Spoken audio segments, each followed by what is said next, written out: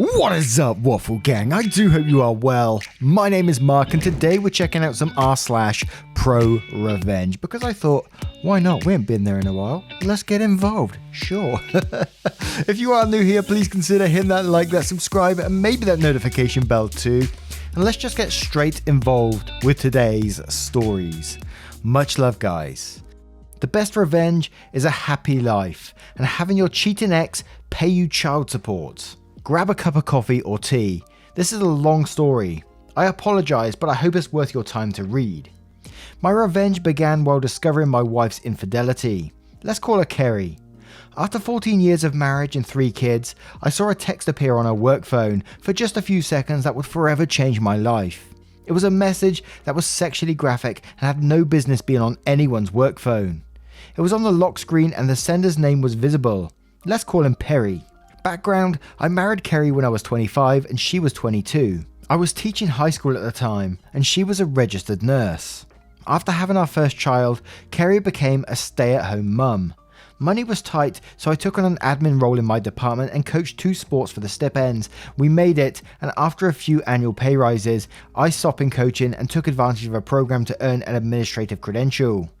Once I made the jump to administration, our last child was ready for preschool and Kerry decided she wanted to go back to work. Nursing jobs are always available, but they're not always the best positions. Kerry pretty much had to start back at the bottom, working alongside nurses that were a lot younger than she was and could work back-to-back double shifts that took a toll on Kerry. When she asked her supervisor about other positions, she was told that without a BSN, she wasn't going to move up. At the time, Kerry only had a 2-year ADN. I told her that between preschool, after-school rec, and my retired mother, who was always willing to pick up the kids from school and watch them, I'd support her getting her BSN. It took her 3 years, but eventually she had her BSN and was promoted to a better position at the hospital. Things were good for a while, we had plenty of money, so finally moved in our own muck mansion, bought new cars, etc. I'd moved from school admin to the district admin, so I had more time to spend with Kerry and the kids. She was working a more predictable schedule, and even with my often long hours at work, this changed, allowing us to finally take vacations to all places we put on the list during our honeymoon. She kept that list in our wedding album. At some point years later, I noticed she's carrying 2 phones with her. When I asked her about it, she said it was a phone provided by the hospital. I didn't question her explanation because my district had also given me the option of a phone stipend, which I took instead. Again, months went by and I thought we were a happy, perfect family. I charged my phone in our den while she charged her phones in our guest bedroom that doubled as a computer room, so we keep tabs on the kids while they surfed the web. I was updating software on the computer when I saw a light around her work phone. She had a habit of always turning her phones face down when charging them.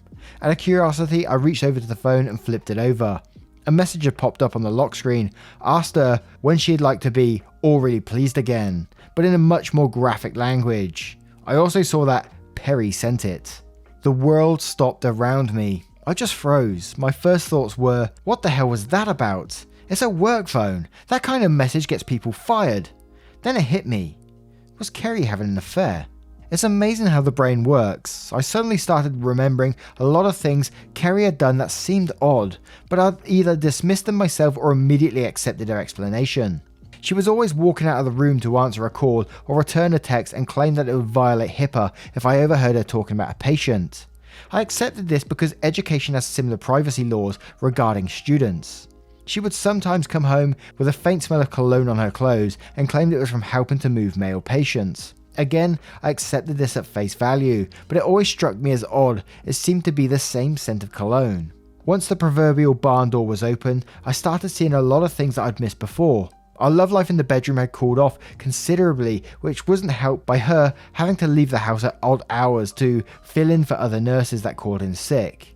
I also recalled when I'd seen the name Perry before, and a call to the hospital confirmed he was a doctor there. For the next week or so, I was walking around in a daze trying to pull out all the pieces together. One of our kids had left a book in Kerry's car, so it was an excuse to visit the hospital. Kerry had told me personal visits were frowned upon. My kids went up to get Kerry's car key. I'd forgotten my key to her car at home. I talked to a nurse in the lobby and joked about how work phones seemed like a blessing, but all they do is put you on call 24 hours a day. This led to her eventually telling me that the hospital was too cheap to give cell phones to nurses, so only high-level executives got them, which didn't include Kerry. With pretty much everything confirmed, I took some personal time off the next day to talk to a divorce lawyer. The news she gave me was horrible. We lived in a community property state with no fault divorce. I made more money than Kerry. She'd been the primary caretaker of the kids, and we'd been married for more than 10 years. Basically, if I filed for divorce, I'd be screwed, lose the house, pay alimony, she'd get a huge chunk of my retirement, and I'd pay child support for the next decade unless I was lucky enough to be awarded joint custody. The worst thing she told me was that it didn't matter that she cheated. It didn't matter. I was crushed. There was only one person I could trust with this kind of information. She was a fellow teacher that had also made the jump to administration, but was stuck at a school site. Let's call her Anne. Anne had been married at 19, but her marriage was annulled when he got some other woman pregnant. Since then, she'd focused on her career, and we found we were kind of kindred spirits in a lot of ways regarding K-12 education. I talked to Anne. She said something to me that changed my whole mindset. If you don't like the hand you're dealt, change the deck. I realised I had two problems. I made more money than Kerry, and she had more time than me to be the primary caretaker of the kids. The second issue was actually kind of easy. At every district office, there are jobs that are fast track to higher positions, and there are jobs that administrators suffer through, like mess or KP duty in the military. One of these dead-end regulatory positions was open again. Ambitious administrators leave after a couple of years when a better position opens up. I sat down with our district superintendent and asked about being transferred to that position. At first he was shocked, but I told him it was my time to take one for the team, and it would fill a hole in my admin experience. He agreed. It was really just crunching numbers with no personnel or student interaction, so I could set my schedule, even take a laptop home and work there. With my new free time, I began taking the kids to school, picking them up from school, not leaving them in after-school rec or having my mother watch them, and taking them home. I'd help them with their homework, make dinner, etc., while the end goal was to become their primary caretaker. I can't explain how much I really enjoyed taking the more active role in their day-to-day lives. My salary hadn't been reduced, so I needed to find a way for Kerry to make a lot more money than she was in current nursing position. I remember Kerry being mad after she earned her BSN, and a supervisor told her, in the future bachelor degrees will be worthless and everyone will need at least a master's degree. Kerry had worked hard to get her BSN, and that supervisor's comment pissed all over her hard work. I talked to her starting an MSN program. I told her that since I had a much more flexible work schedule, I would keep taking care of the kids. She was reluctant at first, then I said, you could have every evening free to study or go to class, whatever you want to do. I saw her eyes immediately light up, probably thinking that she could spend more time with Perry. To make sure she was actually completing her MSN courses, I paid her tuition and fees directly to her university. It was going to take her between 2 and 3 years to finish. Those years were rough at times. I could tell every time she was rushing off or coming back from seeing Perry. There was an excitement or sense of satisfaction in her eyes that just wasn't there when she was doing her coursework. I had to either smile or pretend I didn't notice. My temper got short at times, and I found myself in arguments over petty nonsense. A couple of times I almost blew the whole charade, having to bite my tongue and apologise rather than scream insults at her that she deserved.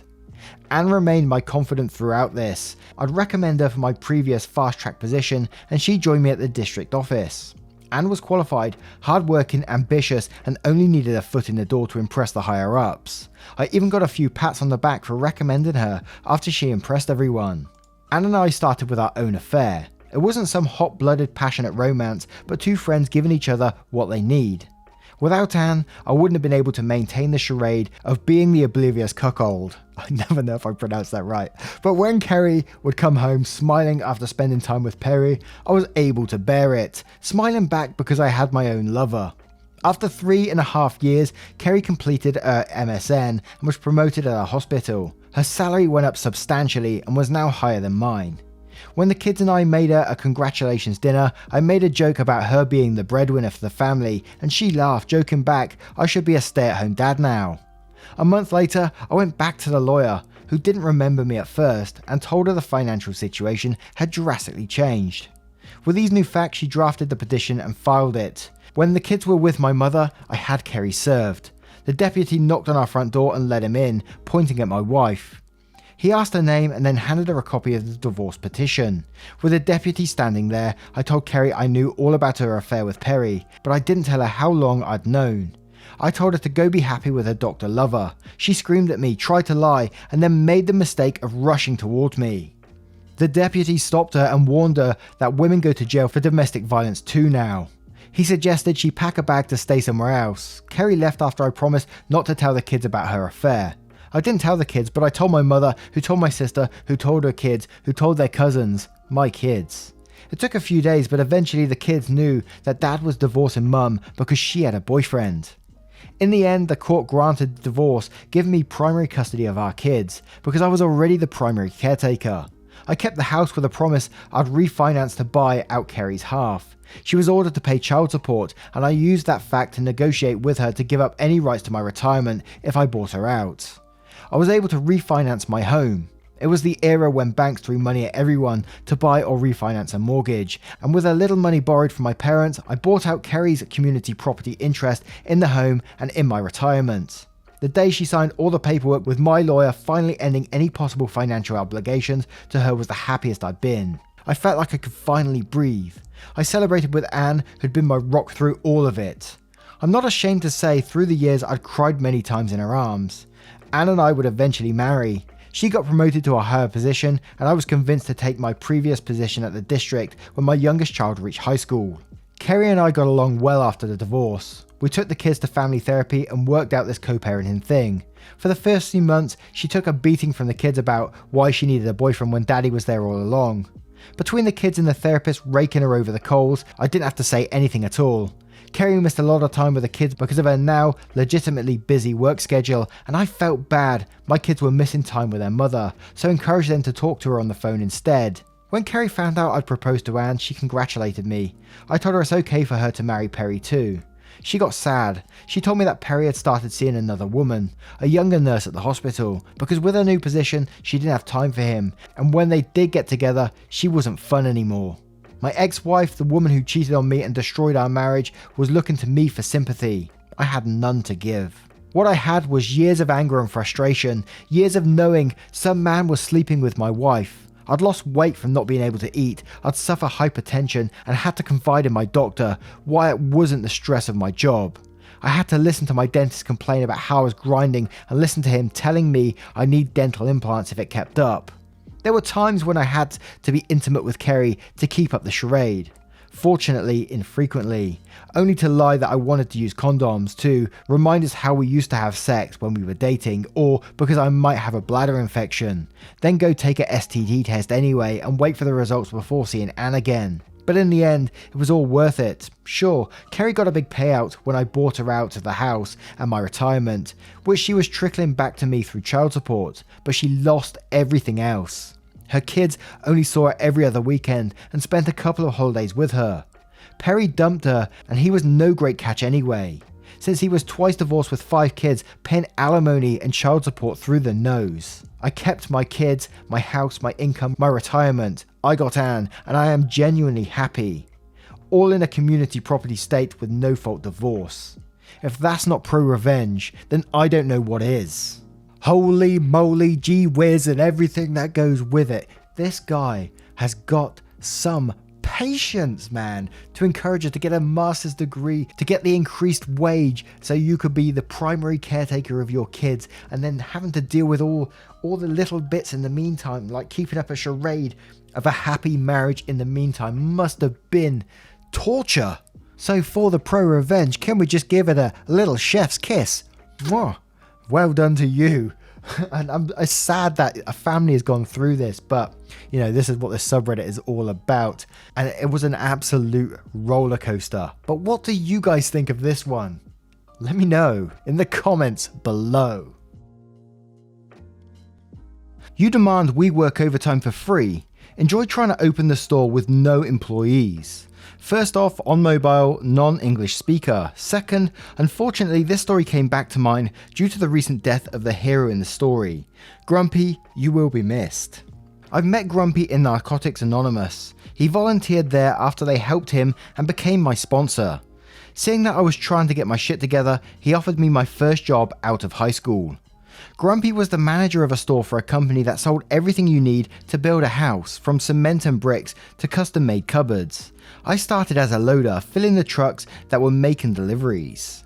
A little background for the company, it plays an important part for later.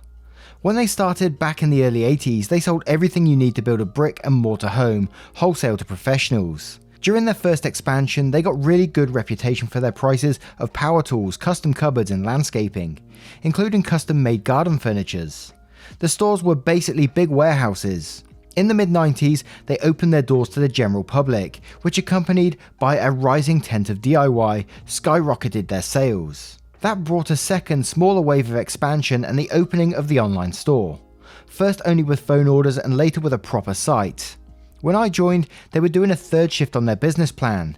They had cut down on things that weren't a big seller, like bricks and concrete, and were focusing more on the big sellers, custom-made furniture, landscaping, tools, and for some weird reason, plumbing. My first 8 months on the job was a dream. Grumpy was an excellent manager, having started in the company roughly the same age I was and being promoted through the ranks. Had developed a very distinct managerial style. His concept was simple. If my employees are happy, they work better and provide better services, which lead to better sales. That meant that while Grumpy managed one of the inner city stores, meaning medium to small size compared to the others, we were fourth in revenue nationwide and first in customer happiness. And then the reason for his nickname. Why everyone called him Grumpy, a nickname he was kind of proud of, he was far from it. The reason was he had a medical condition that affected his nerves and that had left him with a permanent frown on his face. He had declined promotion due to that condition, knowing the extra stress would make his condition flare up, meaning he wouldn't be as effective as he would like. His medical condition flared up unexpectedly and Grumpy had to be hospitalized and be on sick leave for a time. HQ decided to not have one of Grumpy's assistants be an acting manager for the duration, but bring in a regional manager to take over the store for the duration. Let's call him Wilhelm. I'm not sure if I pronounced that right. Wilhelm was the exact opposite of Grumpy. He was younger than Grumpy. He was in his late 20s, Grumpy was in his late 30s. Had a business degree and hadn't worked the floor at all. He was hired from the beginning as an office drone and climbed his way to regional manager. The reason he was put in charge of our store had to do with the change of the business plan of the company. You see, the change of focus had created a lot of empty space in the stores. A supermarket chain had approached the company with an offer to rent the empty space, especially for inner city stores. The company had accepted and placed regional managers in key stores to help with integration. The thing is, the supermarket chain had a reputation of being bad employers. That was reinforced by one of our tellers who had worked for them for 3 years before quitting to join us. Wilhelm didn't help also. His managerial style was based in only one concept: make more money in any way possible. He started by changing our schedule from monthly to weekly, raising the sales targets to unrealistic heights and always demanded more. In the first 2 weeks, 6 experienced people had left, 4 quit and 2 fired, and replaced by young, inexperienced people that were easier to manipulate. And then the integration happened. The floor was the first to feel the problem. The supermarket opened its doors and was understaffed. Wilhelm started sending people over to help for 4 to 6 hours, while also demanding to work their regular shifts. If someone declined, she was written up. 2 write-ups in 6 months and you were fired. Then Wilhelm came to lay the law in the loading bay. The loading bay was shared between the 2 stores. Wilhelm declared that we had first helped the 2 guys of the supermarket unload their trucks first because their products were perishable, and then started loading our own trucks. That would throw our delivery schedule to the wind. The loading crew worked 5 in the morning till 1. We loaded first the trucks that had longer to travel, so they would be ready to leave at 7. At the latest, the company had a next day delivery policy for a 150-mile radius. What Wilhelm declared meant we couldn't start loading our trucks before 7:30, and they couldn't start their route before 9:30. We said as much, but Wilhelm didn't care. He said we had to do both jobs. When someone inquired about overtime, Wilhelm said no. He said we already made too much money with unsocial hours, 5 to 8, and leaving early, so he wouldn't approve overtime. So, from a nice environment that you wanted to work for, we all started getting miserable. We lost 10 people in the loading crew in a month because of the new rules. The new hires didn't last long. The floor was a mess also. Started turning personnel faster than a dollar hooker. Anyone who is staying is either looking for another job, is afraid of unemployment, or is too young to know better. Their sales had a very small decline, but customer happiness is plummeting fast. After almost 6 months, all the old guard that was left was ready to quit, but our saviour came back. Almost 6 months from the day he was hospitalised, Grumpy walks into the store to claim his rightful position. He isn't a knight in shining armour, riding a pure white horse, carrying a legendary sword. He is in a normal attire, slightly limping and holding a cane. We have a welcome back party and have a small glimmer of hope that now he is back. We are informed that Grumpy will be on light duties for 2 weeks, before he becomes the manager again. Despite Grumpy being back, Wilhelm still remains the regional manager, which means he outranks Grumpy and makes it very clear in private meetings with all of us. If he caught us complaining to Grumpy, we were as good as gone. Still, a few of us are planning to have a meeting with Grumpy after the weeks, letting him get his sea legs back, but another department had other ideas. During his reign of terror, the only department that Wilhelm couldn't control was the workshop. He knew that if he treated them as bad as he did to us, they would quit and the sales would go from a small decline to bottom of the barrel real quick. As I said, custom-made furniture was the #1 seller. So the head carpenter had a meeting with Grumpy on his second day talking about the future of the workshop.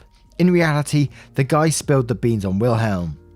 With the pretext of catching up with the changes, Grumpy has meetings with everyone, learning what Wilhelm has done and why he had so many new staff. You could feel he was getting angrier with every meeting. He had also had an eye-opening meeting with the manager of the supermarket. Finally, the time had come that he is the manager again. The Revenge. On his first day back as manager, Grumpy notifies everyone of a mandatory meeting after the store is closed. He has a solution, so gather in the store after closing hours, and Grumpy lays out the plan. For the next couple of days, nobody except him is coming to the store. If anyone calls us, we should direct them to him, which we did when we started getting calls about the store being closed. Grumpy's answer to the HQ was simple. The staff was working on a second job during their shifts, which is a breach of contract, so I had to fire them all and find new staff. That caught HQ's attention because nothing of the sort was reported in the past 6 months. They asked Grumpy for evidence, which he happily provided with our written testimonies, which brought a shitstorm on Wilhelm. You see, Wilhelm had an arrangement with a supermarket manager. He got a kickback from our unpaid labour for the supermarket and the manager offered the same thing to Grumpy. He also included that Wilhelm regularly declined to sign overtime, which meant that if any one of us went to the labour department, the company would get a really huge fine. The aftermath. Wilhelm quickly got fired. We all received calls to interview with the company for an open position. We all received severance pay for our firing, plus most of the unpaid overtime, about 80% of it. Almost all of us went back to work with a small pay raise based on experience. The company took a long hard look on the supermarket chain and distanced themselves from them. They stayed until their lease was over, but no shared employees anymore and a lot of theirs jumped ship to our side. Next time Grumpy had to take time off, one of his assistants took over. 2 did a stellar job, leading to being promoted to managers in other stores. Grumpy brought back his usual managerial style, leading again to a rise of sales and customer happiness. I left the job 3 years later for a better paying position, but I still remember Grumpy as one of the best managers I ever had. Now, what do you guys think of this one? Have you ever had anything similar in your workplace before, or any workplace revenge story? Let us know in the comments below. Once again, guys, thank you for being here today. I hope you did enjoy these 2 ProRevenge stories. They were both a couple of beastie ones, weren't they? Let me know your thoughts in the comments below. And just a huge thank you from the bottom of my heart for being here. It really does mean the world. And I will see you in the next one. Take care, guys. Much love.